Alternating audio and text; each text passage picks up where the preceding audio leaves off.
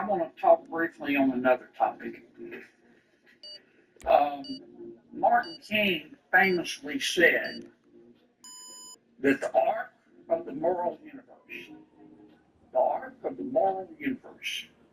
is long, but it bends toward justice. Smart man, he was right. And if you believe in the fundamental goodness of humans, I'm not saying there's not some evil in all of us, but the fundamental goodness of humans, and you know he was right. The arc of the moral universe is long, but it bends toward justice. This month, we finally got justice with respect to one of the individuals and one of the companies that, in my opinion, um, helped cause the coronavirus. I'm going to explain what I mean. I'm talking about a gentleman by the name of Dr. Peter Daszak. We've all heard that name. The name of his company is EcoVet. Someone possessed $1,000 in the roots.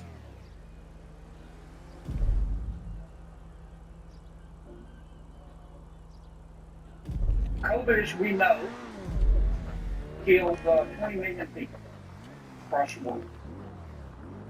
It caused $25 trillion of damage across the planet Earth. Where did COVID come from? COVID, of course, coronavirus is the virus. That's why we call it the coronavirus. It had to come from one or two places.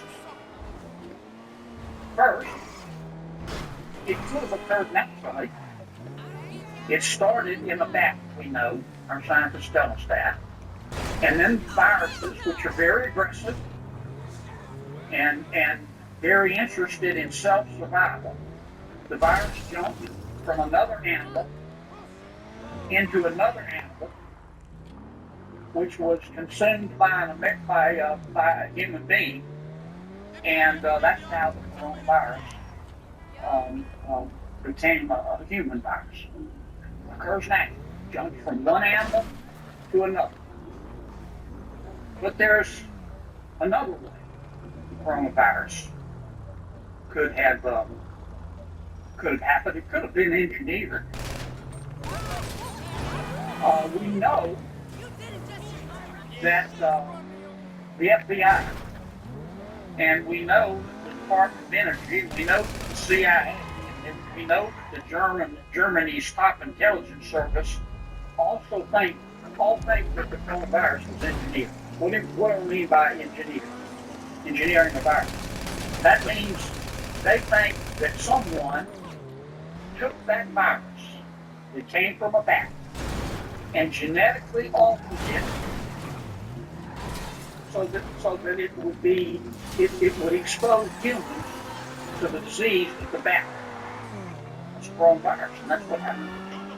And many of our intelligence agencies think that that's how the coronavirus started. They think it started in the Wuhan Institute of Virology in Wuhan, China, where the first folks who got ill first appeared. What does this have to do with Mr. Daszak, Dr. Daszak?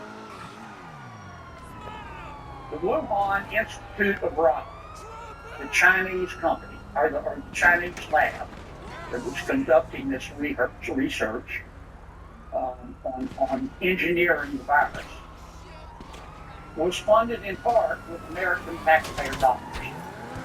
It was funded in part by Dr. Peter Daszak and his company EcoVet. Dr. Daszak was good friends and professional colleagues with Dr. Tony Fauci and with Dr. Francis Collins. Dr. Collins ran the National Institutes of Health. Under him was Dr. Anthony Fauci, which ran the NIAID, dealing with infectious diseases. Dr. Collins and Dr. Fauci gave Dr. Peter Daszak who ran EcoHealth and is a British zoologist, millions of dollars in grants, taxpayer money. And Dr. Daszak took some of that money and he gave it to the Wuhan lab. And when he gave it to the Wuhan lab, the instructions to the Wuhan lab were to use the money to, quote, understand the risk of that coronavirus emergence. What does that mean? The purpose of this project, the Wuhan lab, funded in part by American taxpayer dollars, was to take the bat virus, the virus in the bat, modify it, and make it 10,000 times more infectious for lab mice. That's what they did. And many commentators and many news accounts say that what Dr. Daszak, with the money from American taxpayers that he got from Dr. Fauci and Dr. Collins, what they were doing was conducting gain-of-function research. You've heard that term. Gain-of-function research just means taking, in this context, an animal virus, a bat virus, altering it genetically so it can jump into a human. Pretty dangerous stuff. Now, Dr. Fauci has said that didn't happen. Dr. Collins says that didn't happen. And Dr. Daszak says that didn't happen. But everybody else says it did. The FBI says it did. The CIA says it did. The top spy agency in Germany says it did. The Department of Energy says it did. So what happened? What happened? Well, we do know that the first two people that we know of in the world who got the coronavirus, the first two humans, were not people in the city of Wuhan. They were workers in the Wuhan lab. Remember, coronavirus supposedly hit, what, January, February? These two people working in the lab got it in November. We also know that when the virus became really contagious, other than these two people who were working in the Wuhan lab, it became contagious in Wuhan, China, a few miles away from the Wuhan lab. You're pretty serious. We also know that when word first broke of coronavirus, Dr. Fauci learned about it. You know who one of the first person he called was? Dr. Peters from Boston. He said, what's going on?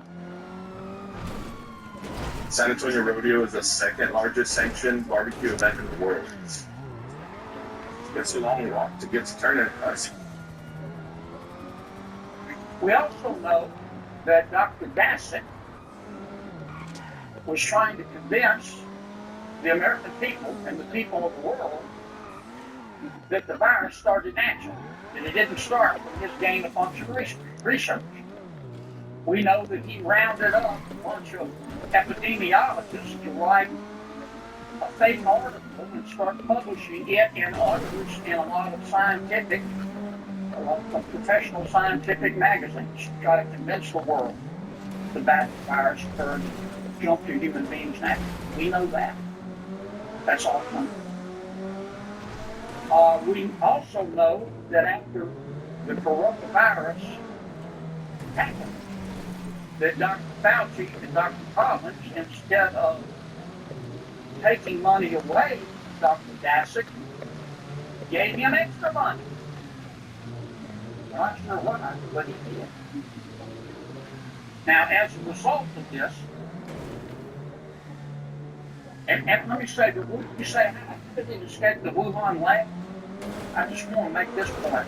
A molecular biologist at Rutgers University, Dr. Richard Ebright, he studied the Wuhan lab. He said that its safety standards were about the same level of the typical den salts.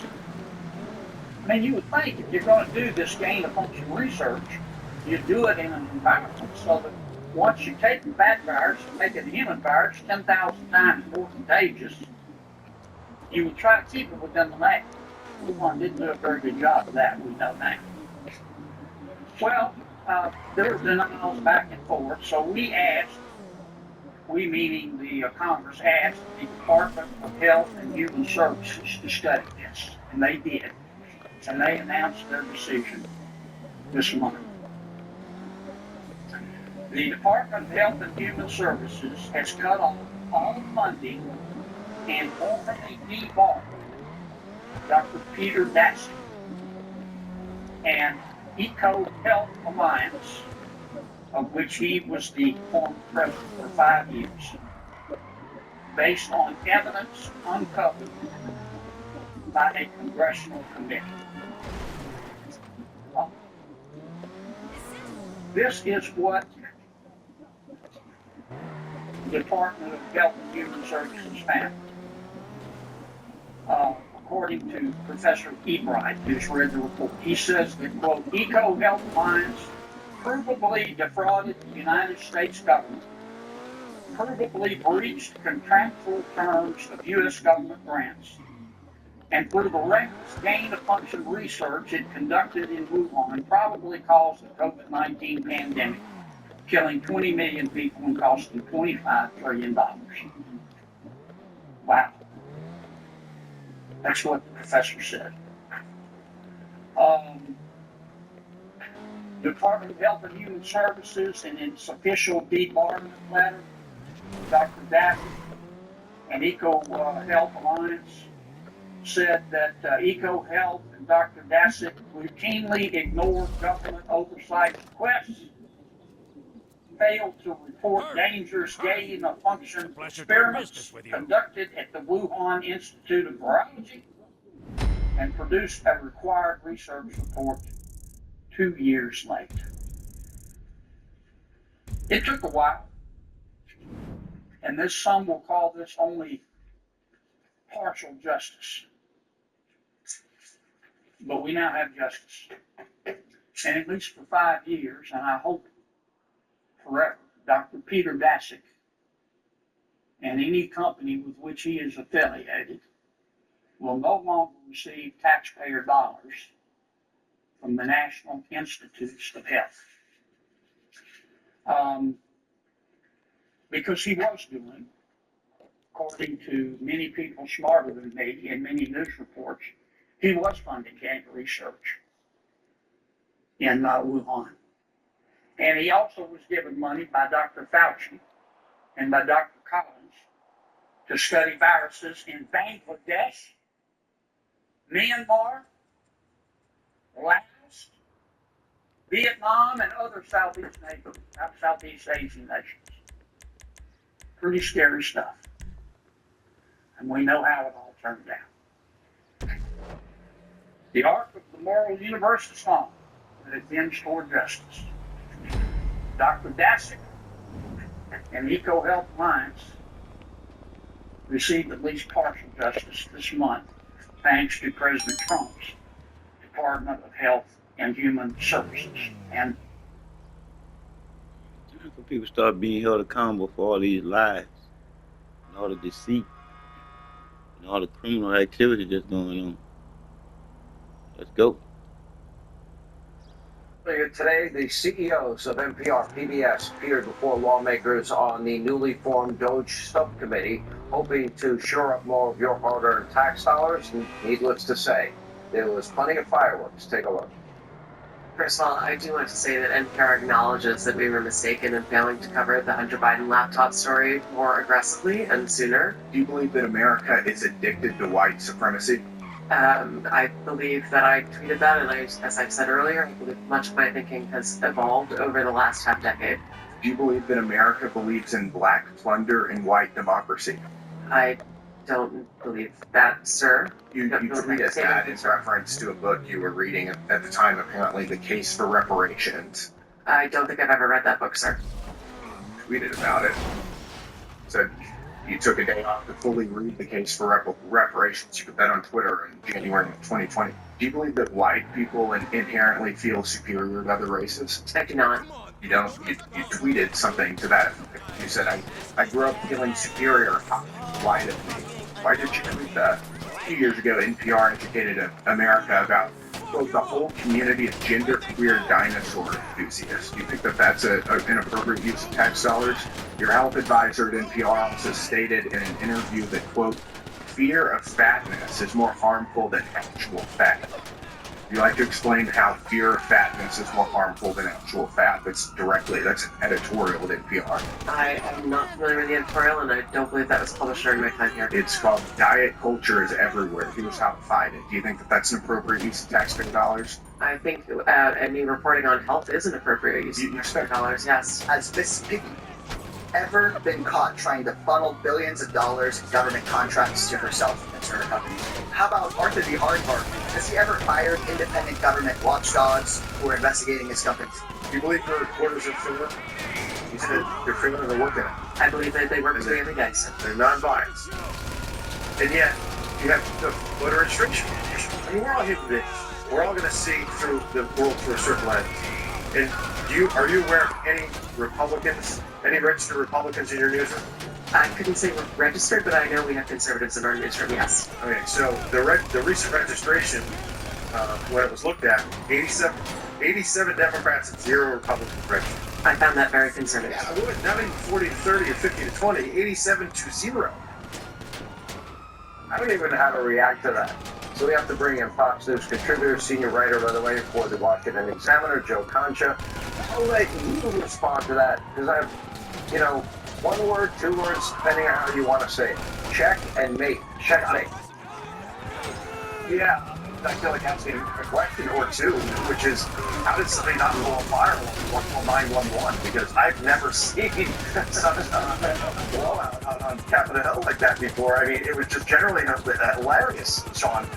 Catherine May say her past statements and social media posts, some of which that were just read there during that montage, had no bearing whatsoever on NPR editorial decisions. I mean, go listen to NPR for 3 minutes. Trust me, you'll have a decidedly different opinion. And if any of the folks from Doge are watching this and we're watching today, Elon, if you're looking at some waste that could be really easy to cut, look no further than, MSNPR, PBS. And it's just so, Sean, its CEO, Catherine Marr, it was a human Chernobyl on Capitol Hill today. I mean, the fact that it was during the Biden years, it really was. You almost felt sorry for them, almost. But during the Biden years, NPR, here's one example. They stopped its tradition, 50-year tradition, of reading the Declaration of Independence on Independence Day. That's nice, right? Instead, they decided that having a discussion on how Thomas Jefferson and the Declaration of Independence were actually racist, yeah, they thought that was a better idea. I mean, Mayor Malone, she called President Trump a racist, a sociopath during the 2020 election, all while scoring a Biden for president. It's on social media. You could go see it. So at this point, if she keeps this up, if the CEO of PBS keeps this up, they'll both be co-hosting The View by next week. And the big question near the end, why should even one American taxpayer dollar be given to PBS or NPR? Because according to Pew Research, the audiences at NPR and PBS are among the most liberal in America. Nearly 3/4, for example, of NPR's and PBS's audience describe themselves as consistently liberal. Almost no conservatives watch. So, what's the old slogan here? This doesn't exist there. So I'd say make PBS and NPR be solvent on their own, just like every other news outlet. They've been around, at least NPR has, for 55 years. The government does not need to hold their hand and give them money anymore. So the whole community of genderqueer dinosaur enthusiasts, fear of fatness is more harmful than actual fat. I think my favorite answer, though, was she said that she thinks her thinking has evolved over the last half decade. That means in the last 5 years. Okay. That means the person that believed America's addicted to white supremacy, the person that believed that America believes in black plunder and white democracy, the case for reparations, which she put out there, and that white people inherently feel superior to other races. So we're supposed to believe that her thinking has evolved in the last 5 years. And we're supposed to believe Yeah. that. Sounds to me like an election year conversion, like this is I want to stay on my job and have the taxpayers fund my great way of life, and I'll say anything to save my job. You get the last word. Yeah, in 2020, she believed that seatbelts and doorways were part of fat phobia. But then in the last 5 years, that whole thought process went away. All I know is Democrats, when they flip-flop to try to save their jobs or just try to conform to what the public wants to hear, that's called evolving. For everybody else, that's called flip-flopping and phoniness. In the end, elections have consequences. And the fact that Donald Trump and J.D. Vance are in office, and Elon Musk for that matter, what he's doing up Doge, it's a very good bet that the taxpayer spigot is about to end at NPR and PBS, and it can't happen soon enough, Sean. Captain Mark, you might want to start packing up your office right about now. Yeah. And thank you, Joe Concho. Hey, Sean Hanley here. Hey, click here to subscribe to Fox.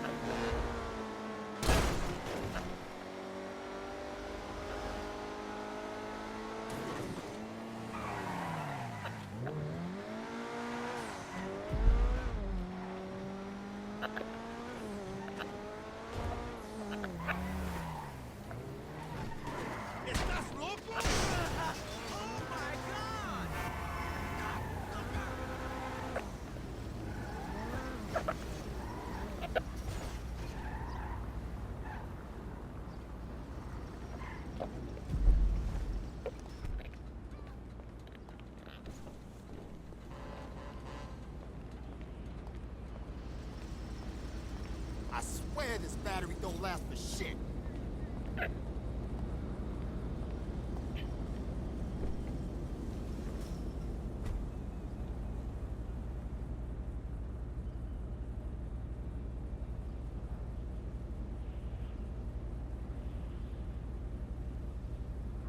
It's okay, 98% coming in. They're a nonprofit. So you say, well, what are they serving? American oversight. No, they're serving Democrat operations. Jeff Goldberg has never seen a war plan or an attack plan, as he now calls it, not even close. He's never seen a war plan. Goldberg White is also a registered Democrat and a big Democrat who used to work with Clinton. A Democrat operation underway. They're hiding under this little neat name called American Oversight. Listen, we're just a nonprofit organization who just wants to oversee America to make sure that there's no problems going on. Well, when we dive into it, as we will, we're going to see who is really behind this. The two founders who created this are anti-Trump nut jobs, and then they passed it off to other anti-Trump nut jobs, and they just sprung out of nowhere and filed a lawsuit based on this Signalgate situation, which many people are now having questions about, asking about why and how Goldberg got added to this Signal group and how this lawsuit was created overnight and filed immediately. So we're going to go through what this lawsuit is about very briefly because it's pathetic like most of them. But what's most important today is who is behind this lawsuit and what's really happening here, because it does feel like there is an operation underway. So when we scroll down to the bottom of this lawsuit, you're going to see it was filed by Benjamin Sparks over at American Oversight. We've had a litany of these dumb names here on this channel, like the AIDS Vaccine Advocacy Coalition. What do they advocate for? AIDS. No. Vaccines for AIDS. Okay. And so on and so forth, like the Global Health Council and the Institute of Democracy and the Endowment of the Arts. All garbage, right? But what is so interesting about American Oversight is they're even more cowardly than the rest of them, is they hide behind the dark of night. And if you go to their website, as I have, you can pull it up and you can see, well, let's just learn about them. I'm sure they're doing amazing work, right? We do amazing work here, so we stand behind our name. My name is Robert Gouveia, okay? The name of the show is called Watching the Watchers Live. Nice to meet you. But if you go over here to their website, American Oversight, try to figure out the hell they do. All they say is that we're joining the fight for democracy, right? Again, they got a lot of stuff going on. They got newsletter updates and more. But if you click this little button and you say, I want to learn about them, so I say, click the About Us page, so I can learn who's on the board, who's making this work, who's getting the money donated to them, and more. Nothing about us, our priorities, who we are. Oh, we got a team of 30 lawyers. Why don't you put your names out there, you cowards? And researchers and communicators who are hiding like little weenie babies in the gutters, uncovering the paper trail. They got partners and our partner collaborations. So when you follow this around, you ask yourself, okay, well,